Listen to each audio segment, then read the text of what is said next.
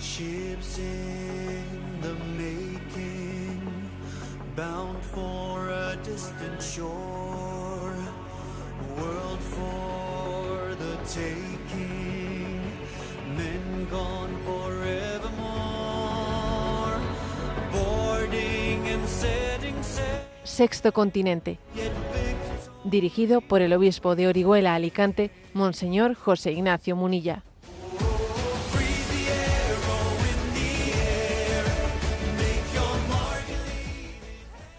Un cordial saludo a todos los oyentes de Radio María. Un día más, con la gracia del Señor, nos disponemos a realizar este programa radiofónico llamado Sexto Continente, que lunes y viernes de 8 a 9 de la mañana, una hora menos en las Islas Canarias, realizamos aquí en directo en Radio María España. Hoy es 4 de julio del año 2025. Mañana 5 de julio del 2025, se van a cumplir 40 años de la introducción del aborto en España. Fue bajo el gobierno de Felipe González cuando se hizo una primera legislación en la que se despenalizaba el aborto en ciertos supuestos. Han pasado 40 años. La Fundación Spain Matter ha hecho público un informe con este motivo que tiene un título que creo que es elocuente, ¿no? Los que nos faltan, 1985-2025, los que nos faltan. Se refiere a esas, atención al número que voy a dar, a esos 3.031.420 españoles que han sido abortados y que hoy tendrían entre 0 y 40 años. Hay 3.031.420, ¿no?, personas españoles que no llegaron a nacer. Se cumple 40 años de la apertura de nuestra legislación al aborto y son 40 años no solo de vidas abortadas, sino también de corazones heridos, de corazones que han sufrido tremendamente, ¿no? Pues de madres que han sido las segundas víctimas de ese aborto. 3.031.420 personas, a las cuales hay que añadir, ¿no?, cientos de miles de embriones abortados por la píldora del día siguiente, cientos de miles, millones, embriones, quizás millones, de embriones congelados y desechados como producto de la fecundación in vitro. Muchos más embriones, ¿no?, que no han llegado a implantarse en el seno materno, pues como efecto de contragestivos, estilo el DIU y otros aparentemente anticonceptivos, pero que en realidad pueden tener también efectos abortivos. Es decir, que aunque oficialmente sean 3.031.420 españoles, en realidad serán muchos más. Esto es como lo de la guerra de Gaza. Una cosa son los contabilizados y otra cosa es los que están debajo de los escombros. Bueno, creo que es un momento para percatarnos de qué supone esa cantidad, cómo sería la vida de España con esos 3 millones más de españoles. Estamos hablando de una cantidad de personas que supera a la comunidad de Galicia, por ejemplo, más habitantes que en Galicia, prácticamente los mismos habitantes que la capital de España, que Madrid. Es que la pirámide poblacional española sería distinta, sería diferente, ¿no? Y es que además lo que ocurrió en España hace 40 años, pues claro, todos sabemos, al igual que Estados Unidos tiene un influjo, ¿no?, y la sentencia de Roe, ¿no?, la sentencia aquella tuvo un influjo muy grande en el resto del mundo, pues hay que decir que también lo que aconteció en España tuvo un efecto muy grande, ¿no?, pues en Hispanoamérica. Y México, allá por el año 2007, bueno, Cuba lo había sido anteriormente, ¿no?, pero México en el año 2007 tuvo su primera apertura hacia el aborto, Uruguay en el año 2012, Argentina en el 2020, Colombia en el 2022, Chile en el 2017, Ecuador en el 2021. Es cierto, que quedan en Hispanoamérica algunos países que se resisten con contundencia, ¿no? Tienen una prohibición frontal ante el aborto, como por ejemplo El Salvador, ¿m? Como por ejemplo Honduras, como por ejemplo, ojo, Nicaragua, como por ejemplo la República Dominicana. Y el hecho además de que algún país comunista como Nicaragua esté radicalmente en contra del aborto, aunque Cuba fuese el primer país de Hispanoamérica en introducir el aborto, ¿no? Antes que España, en el año 1965, el hecho de que un país comunista fuese el primero en introducir el aborto y un país comunista, Nicaragua, sea el día de los pocos que se resiste para no introducirlo, quiere decir que aquí hay argumentos que tienen que ser abordados en sí mismos, desligándolos de esa cortina de humo ideológica que muchas veces nos impide pensar. Esa cortina de humo ideológica, que si la derecha, que si la izquierda, pero ¿qué tendrá que ver la vida humana con derecha e izquierda? Bueno, ha sido 40 años, ¿no? 40 años en los que, ahora, cuando comenzó esto en España hubo una reacción muy fuerte hace 40 años, hubo una resistencia social muy fuerte. Ha pasado el tiempo y don Felipe González, el presidente de gobierno que introdujo el aborto, hoy en día, 40 años después, claro, parece un santo padre. Claro, comparando con lo que está pasando en España ahora mismo, pues él suele hacer unas declaraciones en las que críticas, ¿no?, hacia la situación actual en España, en las que casi parece un santo padre. Posteriormente ha habido, todavía esto no fue sino un abrir camino, y posteriormente hubo legislaciones posteriores de dos por lo menos, ¿no?, y que todavía ampliaron fuertemente, y en España se pasó de un aborto permitido por una despenalización en 3 casos concretos, ¿no?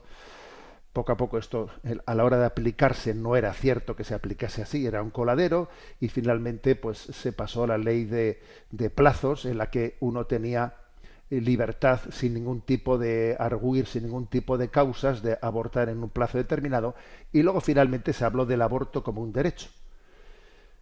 Aunque fue el Partido Socialista el que introdujo, ¿no?, la ley del aborto en España, y el Partido Popular pues se opuso en un primer momento con fuerza, incluso en una batalla legal en el Tribunal Constitucional, con el paso del tiempo el Partido Popular ha ido asumiendo todo aquello a lo que se resistió en un primer momento. Con el paso del tiempo el propio Partido Popular ha ido haciendo suyo, hasta incluso la expresión, la última sentencia del Constitucional, en el que ya se habla del derecho al aborto. Es curioso, porque en España por lo menos ha sido la izquierda la que ha marcado una dirección, y la derecha, la llamada derecha, pues con el freno de mano puesto, pero ha ido en la misma dirección. Porque en el fondo no hay una argumentación ética, no hay una reflexión ética. Todo es un planteamiento en el que se está respondiendo a cómo posicionarse sencillamente para mantener el poder, para mantener contentas, ¿no?, a determinadas sectores de los cuales se espera un voto. ¿Qué tengo que decir para complacer? Y para que me voten y para que me mantenga en el poder. Porque claro, porque no existe, ¿no?, una conciencia de que hay una verdad a la que tengamos que responder y que tengamos que respetar. Bueno, esta es la situación, señores. 40 años, 40 años de corazones heridos y de vidas abortadas, los que nos faltan. Sí, nos faltan 3.031.420 contabilizados, más los que están debajo de los escombros, que pueden ser muchísimos millones. España, su pirámide poblacional sería distinta radicalmente, ¿no? Hemos visto, ¿no?, las crisis migratorias también que se han producido en Occidente. ¿Qué hubiese pasado con las crisis migratorias si Occidente hubiese tenido toda la población que ha ido, sencillamente, que ha ido por el sumidero del aborto? Pues que posiblemente también los flujos migratorios hubiesen sido diferentes, porque los flujos migratorios tienen muchas causas, pero una de las causas que tienen es ir allí donde existe una necesidad de mano de obra. Bueno, 40 años creo que tenemos que abordar este tema en el programa de hoy. Y quiero decir una cosa, vamos a ver, yo sé que cuando yo hablo del aborto en este programa, hay algunas personas que sufren. Sí, y además muchas de ellas me escriben. Sé que hay personas que sufren. Sé que entre los oyentes de este programa hay muchos que un día abortaron. Y claro, en su vida, gracias a Dios, ¿no? Pues ha habido un recorrido, son conscientes de que no hicieron lo que debían de hacer, y entonces, claro, cuando se habla del tema del aborto, pues en un aniversario como este, el 40 aniversario, pues se puede reabrir una herida y sufren. Y yo quiero decirles que no se sientan en absoluto agredidas por esta reflexión que hoy realizamos. No os sintáis agredidos, no. Entendemos plenamente, ¿no?, vuestro dolor, pero Dios os ha dado la gracia de acoger la redención de Cristo. Aquellos que abortasteis, Dios os ha dado la gracia de volver a nacer de nuevo, de incluso poder proclamar delante de vuestros conocidos que sois testigos de cómo la misericordia de Dios todo lo renueva, todo lo hace nuevo. Todo lo hace nuevo. Esto es como San Agustín, ¿no?, que cuando escribió el libro de las Confesiones, en el fondo, más que contar sus miserias, estaba dando gloria a Dios por la infinita paciencia y misericordia que había tenido con él. Por lo tanto, como sé que hay muchas personas que abortaron, ¿no?, y que ahora están escuchando este programa, quisiera decirles que ofrezcan su dolor, ¿no?, lo ofrezcan pues por la salvación de las almas, por otras personas que todavía no han visto la luz que ellos han visto, de darse cuenta de la barbaridad del aborto, y que nos honra mucho, sí, nos honra mucho de que haya también en este programa, como oyentes, muchas personas que un día abortaron. Nos honra. ¿Por qué digo que nos honra? Pues porque arrepentidos los quiere Dios. Y en el fondo, vuestra presencia en este programa no es sino un testimonio de que la última palabra la tiene Dios, y la última palabra es misericordia. Sexto Continente es un programa que tiene interacción con los que sois usuarios de redes sociales, en Instagram y en Twitter a través de la cuenta @obispo Munilla. En Facebook a través de mi página, que lleva mi nombre personal, de José Ignacio Munilla.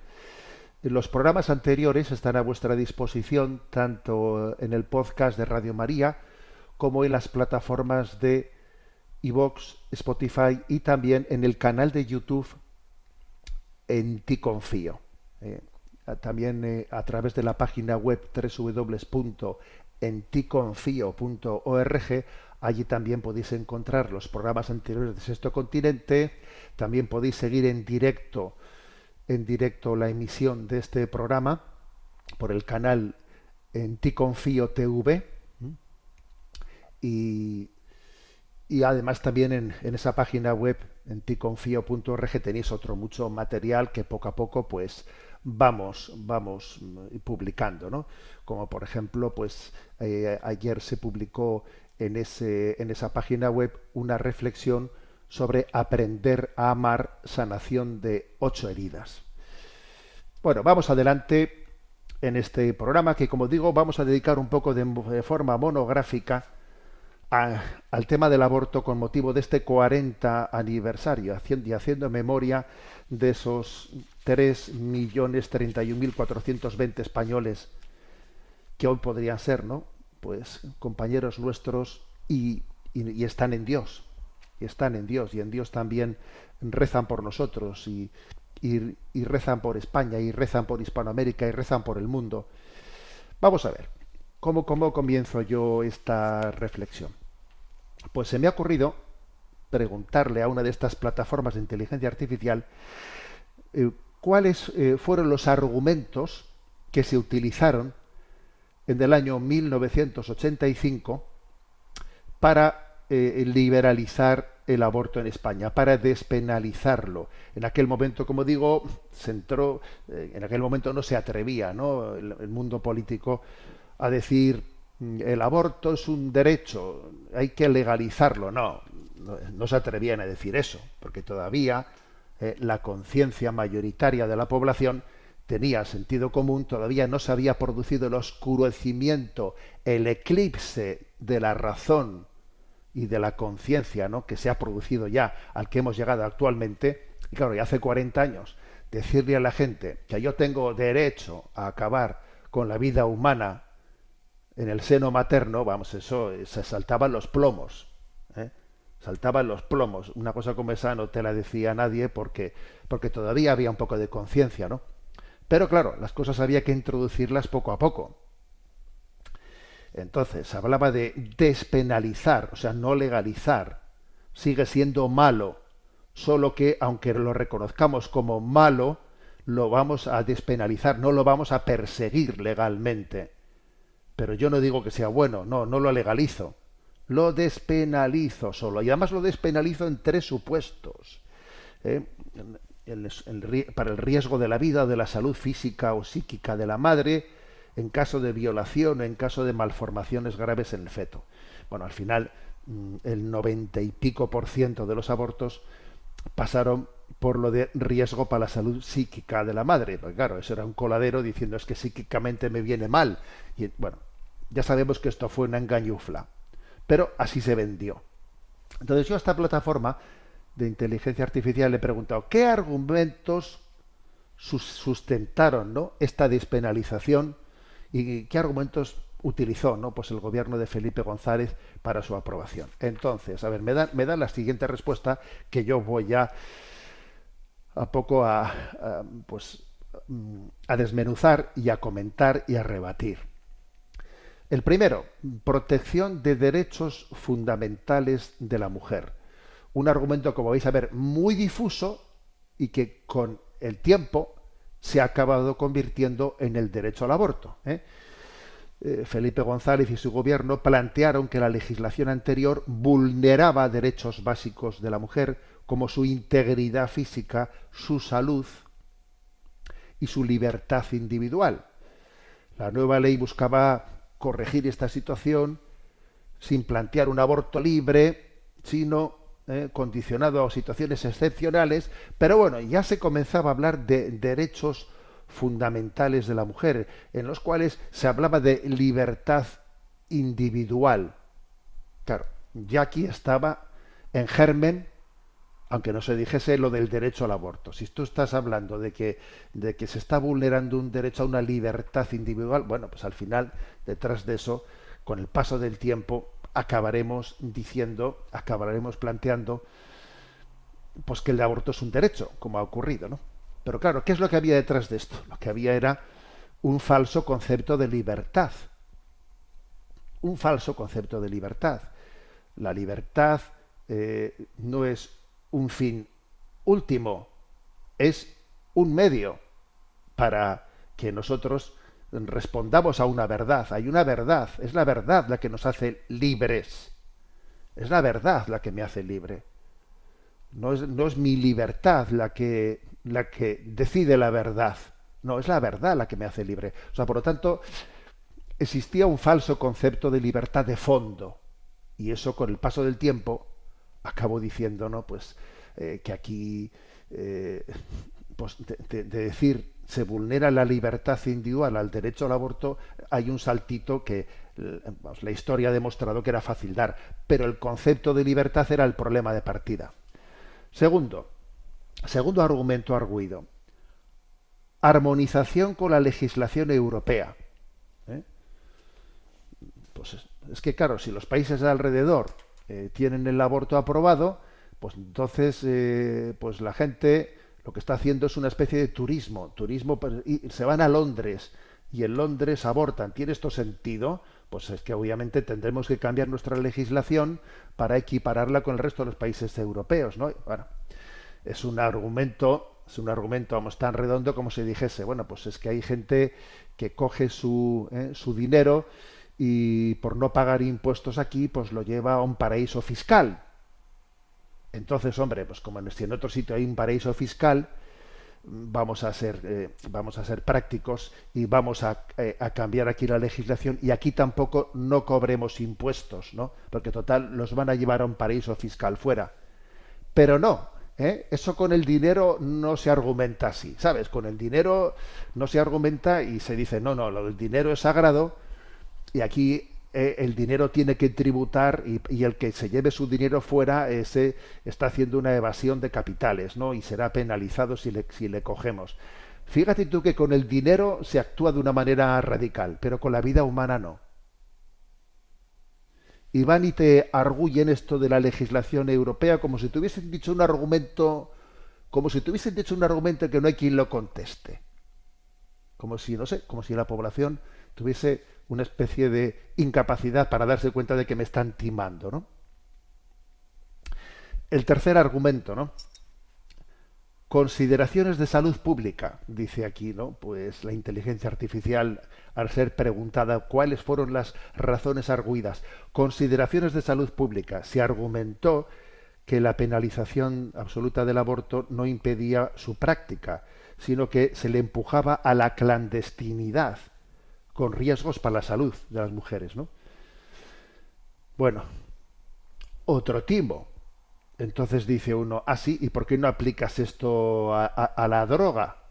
Claro, también la droga, si tú no la legalizas, pues es posible que en la clandestinidad la droga pues esté adulterando, se adultera la droga y entonces es posible que esa droga adulterada tenga también consecuencias para tu salud.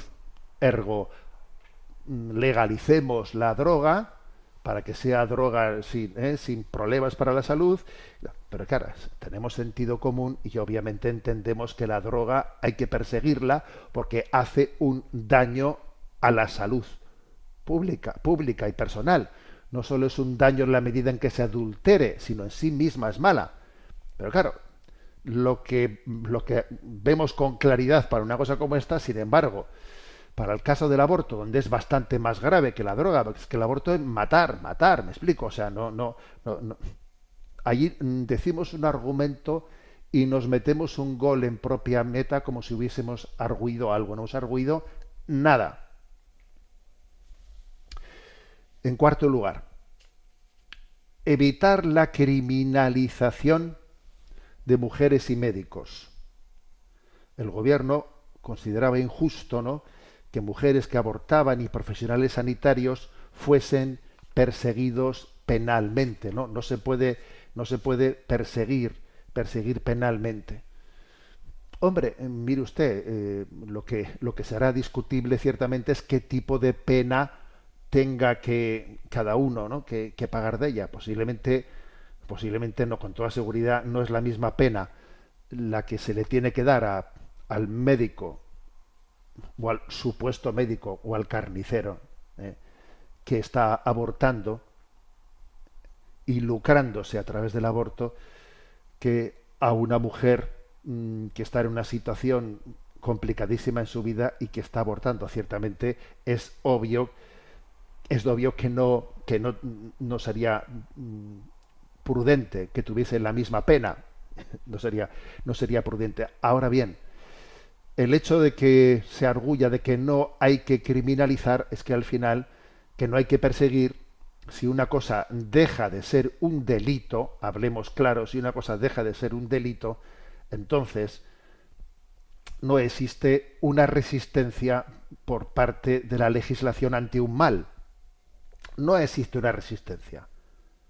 Porque claro, de la despenalización a la legalización no hay ninguna frontera. Tiene que existir algún tipo de pena. Que la pena puede ser esta o la otra, puede haber muchos tipos de penas, pero tiene que existir una resistencia, porque de lo contrario aquello que no tiene ningún tipo de pena en la práctica no es que esté despenalizado, es que está legalizado. Además, eso de evitar la criminalización, por cierto, me acuerdo ahora del Papa Francisco, ¿no? Que el Papa Francisco en el tema del aborto fue radical, cuando él definía una y mil veces el aborto como recurrir a un sicario para solucionar un problema. Entonces, eso de que no hay que criminalizar al sicario, pues que se lo digan al Papa Francisco, ¿eh? Bueno, otro argumento, el quinto argumento arguido hace 40 años en España. Equilibrio ético y jurídico. La ley se presentó como una vía intermedia entre el aborto libre y la prohibición total. El gobierno insistía en que no se trataba de promover el aborto, sino de permitirlo en circunstancias graves y justificadas. Bueno, lo que hemos dicho antes, que se trataba de abrir una rendija. Una vez que se abría esa rendija, ya desde el primer momento en la aplicación que se hizo de esa ley, había un coladero, sobre todo un coladero en uno de los tres supuestos, que es el riesgo para la salud psíquica de la madre. Fue un coladero. Entonces, no es verdad que existía un equilibrio, no existió nunca un equilibrio, porque es que, mira, entre la vida y la muerte no hay punto medio. No hay punto medio. O sea, es que cuando estamos hablando del derecho a la vida, dice, tenemos que buscar un equilibrio. No, perdona, cuando hablamos del derecho a la vida, no hay punto intermedio. Porque entre matar o dejar vivir, ¿cuál es el punto intermedio? No existe. Luego el equilibrio ético y jurídico es una argumentación que no pone pie en el suelo. No pone pie en el suelo. En el fondo, obviamente, ha habido una promoción del aborto. Es obvio que la ha habido. Y basta ver cómo los datos en estos 40 años, como al principio, al año siguiente de la legalización del aborto, en España se hicieron muy pocos abortos. No llegaron a 1000. No llegaron a 1000. Fíjate tú, según eso, que había un turismo de personas que se iban fuera. A ver, en el fondo hubo un aumento continuo, ¿no? Un aumento continuo de abortos en los años posteriores a la legalización. Y ese aumento continuo, ¿de dónde venía? Pues que de la despenalización, legalización, viene una malformación de la conciencia pública. Existe una especie de equiparación entre lo legal será moral, ¿no? Si está legalizado, pues ¿cómo va a ser inmoral? Claro, y entonces de equilibrio ético jurídico no, en la práctica se estaba promoviendo el aborto. El sexto argumento. Reforma del Código Penal, no de derechos subjetivos. Felipe González y los ministros implicados, especialmente el de Justicia, Fernando Ledesma, insistían en que no se reconocía un derecho al aborto, no se reconocía un derecho, decían, sino que se despenalizaban ciertos supuestos, con condiciones médicas y jurídicas específicas. Bueno, lo cierto es que la historia ha demostrado que es mentira. Se estaba introduciendo un reconocimiento del aborto, pues como en base a una libertad contra la verdad, y al final, pues finalmente, es verdad que en el año 1985 el Tribunal Constitucional dictó una sentencia que avalaba la constitucionalidad de esta ley, estableciendo que el derecho a la vida, que existía un derecho a la vida del nasciturus, o sea, que sí, que la vida concebida y no nacida tiene derecho a la vida. Eso dijo el Constitucional, en el año 85. Pero que cuando había un conflicto de derechos, un conflicto pues con la salud de la madre, un conflicto con las malformaciones de un niño, no sé qué conflicto puede ser ese, cuando había algún tipo de conflicto, entonces se podía elegir, como había un conflicto de derechos, entonces se podía elegir el abortar. Pero en sí, el nasciturus tenía derecho a la vida. Eso dijo el Constitucional en el 85. Y luego más tarde, recordamos todos recientemente, ¿no? Como pues el Constitucional, ya con Conde Pumpido actualmente, ¿no? al servicio del gobierno, ya ha dictado que el aborto es un derecho. Entonces dice uno, ¿y cómo el Tribunal Constitucional dijo que el nasciturus tiene derecho a la vida, que el feto tiene derecho a la vida, y después 40 años más tarde o 35 años más tarde va y dice que existe el derecho al aborto? A ver, ¿cómo es posible una cosa y la otra? ¿Eso no es prevaricación? ¿Eso no es hacer lo que me dé la gana? Si la Constitución española dice que todos tienen derecho a la vida, la palabra todos, ¿qué significa? Bueno, en definitiva, que esto es lo que ocurrió en España hace 40 años y creo que merece la pena, ¿no? Pues que demos voz a los sin voz y que no caigamos en esa tendencia de que con el paso del tiempo pues la resistencia ya se disuelve, ¿no? Hubo unas manifestaciones en España tremendas contra el aborto en aquel momento. Millones de personas salieron a la calle. Hoy en día no te salen a la calle ni 20.000 personas, ¿sabes? Si convocas una manifestación contra el aborto. La resistencia es muy inferior. ¿Por qué? Pues porque no solo porque se ha difundido la mentalidad abortista, sino también porque se ha difundido una desesperanza, o sea, diciendo, si esto va en una dirección que no hay quien lo cambie, si esto en el fondo, esto es cuesta abajo, si aunque me manifieste y no me manifieste, si total van a hacer lo que les dé la gana. Si, a ver, hay una estrategia para desesperanzarnos, para que nos desesperancemos, para que dejemos de ser militantes, y no podemos caer en esa esperanza. Yo hablaré, diré, me movilizaré, independientemente de que me quede solo o de que tenga alrededor 1.000.000 de personas. Baila como si nadie te estuviese mirando. Tú haz lo que tienes que hacer en la presencia de Dios. ¿Que te aplauden? Bueno, pues para gloria de Dios. ¿Que nadie te escucha? Para gloria de Dios. Voz que clama en el desierto. ¿Que te insultan? Ofrezco al Señor. Las cosas tenemos que hacerlas por el valor de lo que estamos defendiendo, ¿no? No por el rédito que se pueda obtener de ello, ¿no? O no por el practicismo, no por el practicismo. Bueno, antes de seguir adelante con este programa, vamos a tener nuestro momento de oración y voy a poner una canción que he puesto, yo creo que 2 o 3 veces ya en estos años de Sexto Continente. Es una canción de Trigo Limpio, de un conjunto, ¿no?, español que hace años pues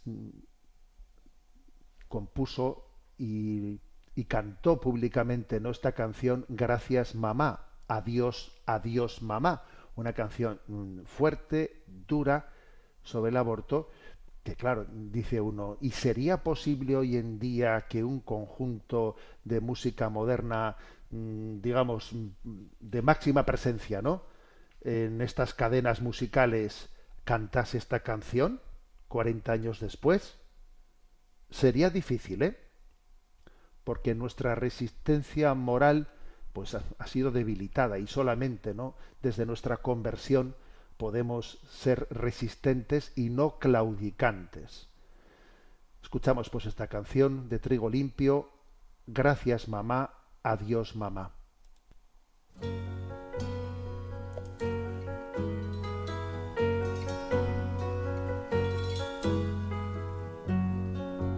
Hola mamá, hoy he escuchado tu voz por primera vez y he golpeado tu vientre con mis pies. Nunca te he visto la cara, pero yo sé que es como tu voz, limpia y clara, torrente de luz y esperanza.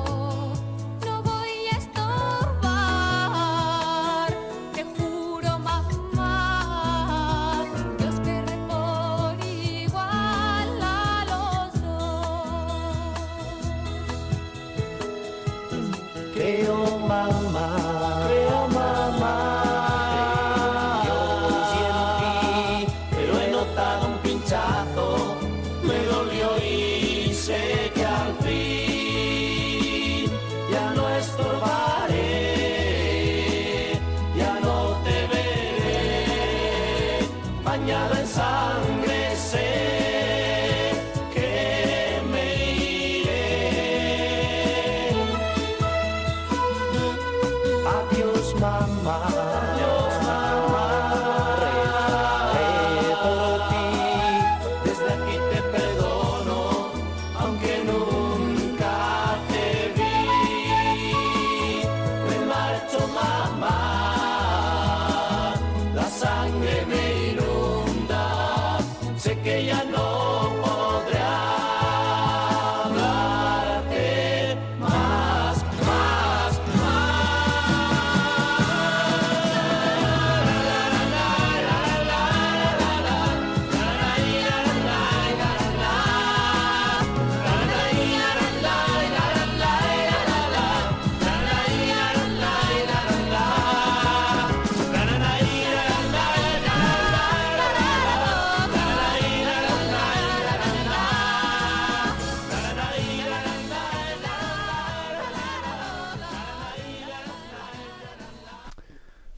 Obviamente no soy consciente de que esta canción puede incomodar mucho, pero no podemos mantener un silencio con supuesto motivo de no incomodar mientras que se va generando una malformación en las conciencias, ¿no? Por eso creo que ha habido voces proféticas, como la de Madre Teresa de Calcuta, que se atrevieron a incomodar, y me voy a referir a ella en este momento, porque ella en el año 1979, o sea, 6 años antes de la aprobación del aborto en España, ella recibió el Premio Nobel de la Paz y dudó mucho si aceptarlo, y finalmente acudió, creo que era en Oslo, no estoy seguro, a recogerlo en nombre de los más pobres entre los pobres, ¿no? Y entonces ella allí pronunció unas palabras que fueron tremendas, unas palabras tremendas, de esas que dice, bueno, esta mujer aquí que ha venido a incomodarnos, bueno, dijo lo que tenía que decir. Y habló de lo siguiente, ¿no? Habló de la relación del aborto con la paz. Este fue el párrafo que ella pronunció. Estamos hablando de la paz. Fijaros, que ya tenía delante suyo a todos los representantes, dirigentes mundiales, internacionales. Él estaba allí entregando el Premio Nobel de la Paz, y dice ella, estamos hablando de la paz. El mayor destructor de la paz hoy es el aborto, porque es una guerra directa, un asesinato directo por la madre misma. No estaríamos aquí si nuestros padres nos hubieran hecho eso a nosotros. Muchas personas están muy preocupadas por los niños en India o en África, donde muchos mueren, tal vez de desnutrición, de hambre u otros motivos. Pero millones están muriendo de forma deliberada por la voluntad de la madre. Y ese es el mayor destructor de la paz hoy. Porque si una madre puede matar a su propio hijo, ¿qué falta para que yo te mate a ti y tú me mates a mí? No hay nada en medio. Hagamos que cada niño, nacido o no nacido, sea querido. Nosotras estamos combatiendo el aborto con la adopción. Ya hemos salvado miles de vidas y hemos mandado mensajes a las clínicas y a los hospitales, a todas las oficinas de la policía. Por favor, no destruyan al niño, dénnoslo a nosotras, que nos encargamos de ellos y les conseguiremos un hogar. Estas fueron, ¿no?, las palabras de Madre Teresa allí pronunciadas, subida a un púlpito en el momento en el que le iban a entregar el Premio Nobel de la Paz. Eso fue tremendo, que ella dijese una cosa así. Lo que pasa es que, claro, era muy difícil criticarla. Sí, estaban ante una mujer que estaba luchando contra la pobreza en el mundo, ¿eh? No cabía arguir las típicas tonterías de, claro, más le valdría a la Iglesia luchar por la dignidad de los niños que nacen en pobreza en lugar de obsesionarse con el aborto. A ver, Estás hablando de una mujer que lleva adelante las leproserías, los orfanatos, los asilos. A ver, ese tipo de argumentación no se sostiene de ninguna manera, ¿no? Entonces, ese alegato que hizo Madre Teresa de Calcuta tiene hoy en día una actualidad tremenda por lo que a la paz del mundo se refiere. Claro, ¿no estará el aborto detrás de toda esta proliferación de las guerras? Porque claro, lo que decía Madre Teresa, si no respetamos la vida incondicionalmente, entonces claro, pues el respeto a la vida es condicionado, dependiendo de mis intereses personales, políticos. Siendo yo obispo de San Sebastián, en el año 2014 publiqué una carta sobre el aborto, y la publiqué con motivo de que el gobierno había anunciado una reforma del aborto para disminuir el aborto. Luego, pues os acordáis que el ministro Gallardón comenzó a hacer una ley restrictiva. Luego, al final, todo fue un fiasco y el señor Rajoy siguió apoyando el aborto, y entonces, a pesar de que el Partido Popular había anunciado en su programa electoral de que iba a restringir el aborto, pues incumplió su promesa y Gallardón tuvo que dimitir, y entonces Rajoy hizo esa apuesta por el aborto. Muy bien, ¿eh? Yo publiqué entonces una carta pastoral, y en esa carta, un poco con esa misma argumentación que Madre Teresa de Calcuta, todavía no se había producido el fin de ETA. El fin de ETA fue 4 años más tarde, ¿no? Yo era obispo de San Sebastián, y entonces voy a leer las palabras que dije, ¿no? Hice referencia a esa intervención histórica de Madre Teresa de Calcuta y dije: no terminamos de darnos cuenta de que tanto la cultura de la vida como la cultura de la muerte conforman una conjunción armónica de sus valores internos que exigen y reclaman coherencia. No puede tener coherencia moral plena la labor de los organismos públicos y privados que abogan por impulsar un proceso de paz en el País Vasco, si al mismo tiempo se muestran insensibles hacia los más frágiles de nuestra sociedad, entre ellos los niños concebidos y todavía no nacidos. Yo estaba hablando como un obispo en el País Vasco, porque existía, ¿no?, en aquel momento un deseo de que terminase el terrorismo de ETA, pues había verdaderamente hecho un daño inmenso a la sociedad vasca. Pero claro, yo estaba diciendo, si queremos terminar con el terrorismo, hay que ser coherentes y hay que tomarse en serio el tema del respeto a la vida del no nacido. Y continuaba yo en aquel momento diciendo: ¿qué autoridad moral podrían tener, por ejemplo, instituciones como la Secretaría General por la Paz y la Convivencia, el Defensor del Pueblo, las Conferencias por la Paz, etcétera, si no tuviesen nada que decir en defensa del derecho a la vida de los indefensos? ¿Qué hace el Defensor del Pueblo si no defiende la vida de los no nacidos? ¿Se puede construir una convivencia pacífica dando la espalda a la muerte violenta de miles de seres humanos antes de su nacimiento? Soy consciente de que no pocos juzgarán como inaceptables mis palabras por estimar que estoy confundiendo conceptos distintos.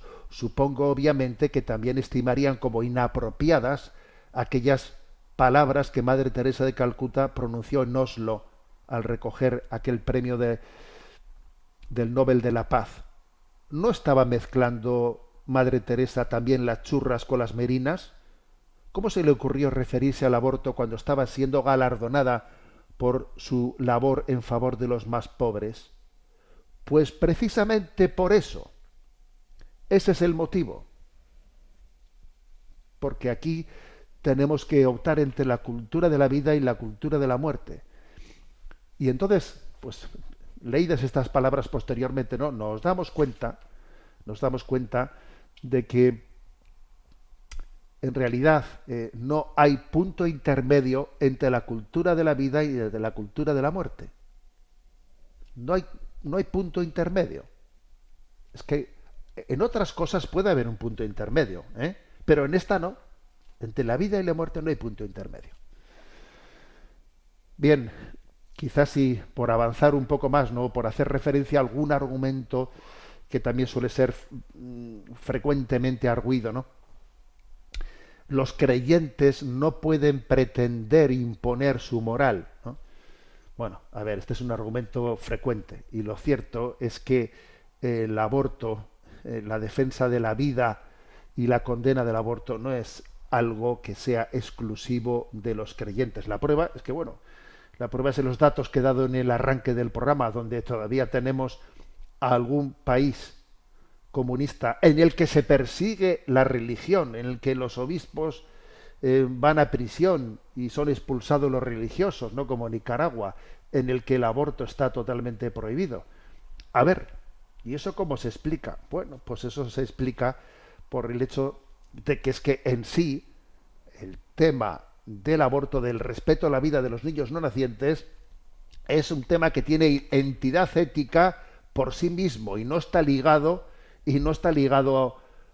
necesariamente a otros ámbitos. Es decir, el motivo por el que nosotros rechazamos el aborto no es porque la Iglesia Católica lo haya incluido en un listado de pecados, que no, por Dios. Más bien al contrario, ¿no? La Iglesia considera el aborto como un pecado por tratarse de un mal objetivo para el ser humano, ¿no? Santo Tomás de Aquino decía una expresión muy lúcida, decía él: ofende a Dios lo que destruye al hombre. Es decir, que la moral religiosa y la ética civil, objetivamente orientada, no pueden por menos de tener un pleno consenso en lo referente a la necesidad de la protección de la vida del nasciturus, ¿no? Ahora es cierto que es llamativo comprobar hasta qué punto en el momento presente la luz de la revelación cristiana presta una gran ayuda a la razón para el conocimiento de la ley natural. Es que parece que si apagamos la luz de la fe, se apaga la luz de la razón. Es increíble. La historia juzgará el servicio inestimable que la revelación cristiana presta a la reflexión ética de la humanidad, ¿eh? La famosa frase de Chesterton, ¿eh? Quitad lo sobrenatural y no os vais a encontrar con lo natural, sino con lo antinatural, ¿eh? Bueno, y aunque sea brevemente, añado un par de argumentos más, ¿no? El aborto se ha presentado unido a la causa de la liberación de la mujer. Pero qué timo tan grande, por Dios, qué timo tan grande. Obviamente la mujer ha sido víctima. Tradicionalmente, fijaros en las encuestas sociológicas, siempre los hombres habían sido mucho más favorables al aborto que las mujeres. Eso de toda la vida de Dios, ¿eh? Tú hacías unas encuestas y el hombre, bueno, pues al no experimentar la vida en su propio seno, quítate eso de encima, ¿sabes? O sea, el hombre siempre ha sido más favorable al aborto que la mujer, pero por el influjo de un feminismo radical que ha ido dañando y matando pues el sentido de la maternidad, ¿no? O desligando a la feminidad de la maternidad, cada vez más se ha planteado una falsedad, ¿no? Como que el aborto es una causa de liberación de la mujer. Pero ¿cómo va a ser una causa de liberación de la mujer, hombre? ¿Quién te ha metido ese gol? ¿Quién te ha metido ese gol? Fijaros, para empezar, esto ha conllevado un feminicidio. O sea, el aborto ha sido un feminicidio. Resulta que en países como la India han llegado ya a nacer 120 hombres por 100 mujeres. Y en China llegaron a nacer 125 hombres por 100 mujeres. O sea que el aborto pasó el supuesto derecho de la mujer pasó a ser una selección de sexo. De manera que las niñas eran abortadas y los niños que nazcan, y entonces el supuesto derecho de la mujer se convierte en un feminicidio. Pero puede haber una contradicción mayor. Puede haber unos 100 millones menos de mujeres en el mundo por motivo de esa selección. Unos 100 millones de mujeres que han sido abortadas por ser mujeres, por haber puesto en práctica el supuesto derecho de la mujer, ¿no? Y sin hablar de cómo el aborto, en la segunda víctima, pues obviamente es la mujer que aborta. La primera será el niño abortado, pero la segunda víctima, y además una víctima que solamente ella sabe el sufrimiento que acarrea, pues es la madre, ¿no? En definitiva, que tenemos que tener la lámpara encendida y 40 años después no ceder ante la ignominia. O sea, yo no me pienso callar sabiendo que alrededor mío pues están muriendo miles de niños. No me pienso callar. O sea, en España son más de 100.000 niños anualmente los que fallecen, pero en el mundo son muchísimos millones de niños los que fallecen antes de haber nacido por motivo del aborto, y no me pienso callar. Igual que uno dice, pues tú imagínate, ¿no? Vivir en Alemania del tiempo del nazi y vivir pues pegado a un campo de exterminio. Y tú vas a vivir junto a un campo de exterminio sin decir nada. Hoy hay mucho olor, parece que tienen encendido el horno crematorio. Y tú vas a hacer, bueno, pues esto no se comenta, tenemos otros muchos temas de los que hablar, ya sabemos que ahí se está produciendo ese exterminio, pero tira para adelante de esto no hablamos. No, es que eso no es de recibo. Es que se pare el mundo, que me apeo. Vamos, que no. Entonces creo que nuestra resistencia moral tiene que ser firme. Y tenemos que tener capacidad de desenmascarar esas argumentaciones que no se sostienen por ningún lado, ¿no? Es que a nadie se le puede obligar a ser madre, por ejemplo, ¿no? A ver, que madre ya lo es. Ahora la historia está en si el niño nace vivo o le matamos. O sea, argumentos estúpidos como ese de que a nadie se le puede obligar a ser madre, el fondo que cada uno elija libremente, a nadie se le obliga a abortar. A ver, sí, pero al niño no le das opción.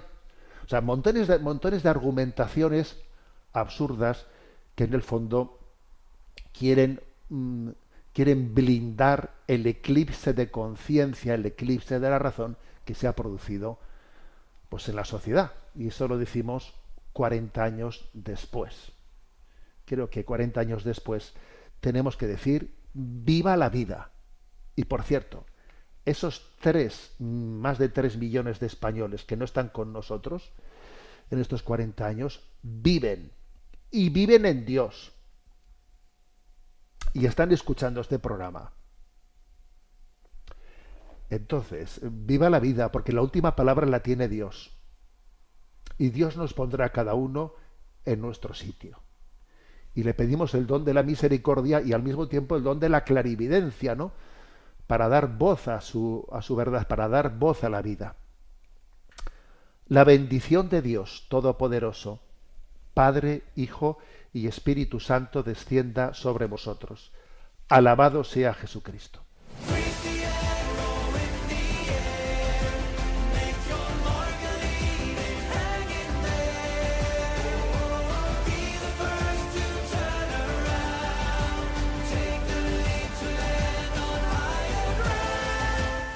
Finaliza en Radio María Sexto Continente, dirigido por el obispo de Orihuela, Alicante, Monseñor José Ignacio Munilla.